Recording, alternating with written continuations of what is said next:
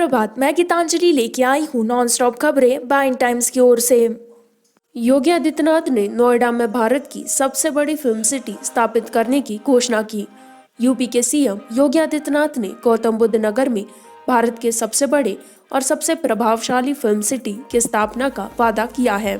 मेरठ मंडल की विकास परियोजनाओं की समीक्षा करते हुए, जिसमें एनसीआर जिले में आते हैं, सीएम योगी ने अधिकारियों को देर से निर्देश दिया फिल्म सिटी स्थापित करने के लिए जल्द से जल्द उपयुक्त भूमि की तलाश करने के लिए शुक्रवार की शाम सीएम मंडल अधिकारियों और मेरठ के जनप्रतिनिधियों के साथ बातचीत कर रहे थे, जब उन्होंने कहा कि वर्तमान परिस्थितियों में देश को सभी से सुसज्जित एक अपमार्केट फिल्म सिटी की जरूरत है। आधुनिक सुविधाएं और उन्नति, और यूपी उस जिम्मेदारी को निभाने के लिए तैयार था। भारत के कोविड-19 मामले 53 लाख तक पहुंच गए। केंद्रीय स्वास्थ्य और परिवार कल्याण मंत्रालय ने शनिवार को कहा कि भारत के कोविड-19 मामले में पिछले 24 घंटों में 93,337 नए मामलों और 1,247 मौतों के साथ 53 लाख के आंकड़े को पार कर लिया है। कुल मामले की संख्या 53,08,015 है। मंत्रालय के अनुसार 10,13,964 लोग सक्रिय हैं। कंगना रनौत की 2 करोड़ रुपए की क्षतिपूर्ति की मांग को खारिज किया जाना चाहिए, उच्च न्यायालय से बीएमसी।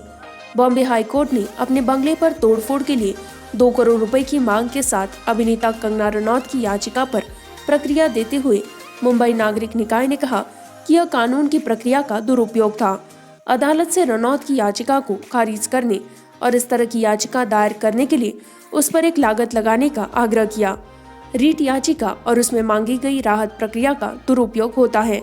याचिका में मनोरंजन नहीं किया जाना चाहिए और इसे लागतों के साथ खारिज किया जाना चाहिए। बीजेपी को एमपी में 15 साल के शासन का हिसाब देना चाहिए, कमलनाथ। मध्य प्रदेश कांग्रेस के प्रमुख कमलनाथ ने शनिवार को कहा कि भाजपा को 15 महीने तक सत्ता में रही पिछली कांग्रेस सरकार के प्रदर्शन के बारे में पूछने से पहले राज्य में अपने 15 साल के लंबे शासन का हिसाब देना चाहिए। नाथ ने भी आरोप लगाया, राज्य में भाजपा धन के माध्यम से सत्ता में आ रही है। राज्य के भाजपा नेता ने हालांकि कहा कि उनकी पार्टी के नेतृत्व वाली सरकार एक लोकतांत्रिक प्रक्रिया के माध्यम से बनाई गई थी। नाथ ने कहा कि कांग्रेस से भाजपा नेता ज्योतिरादित्य सिंधिया के घर का मैदान है। हम शिवराज सिंह चौहान और भाजपा से प्रमाण पत्र नहीं चाहते हैं।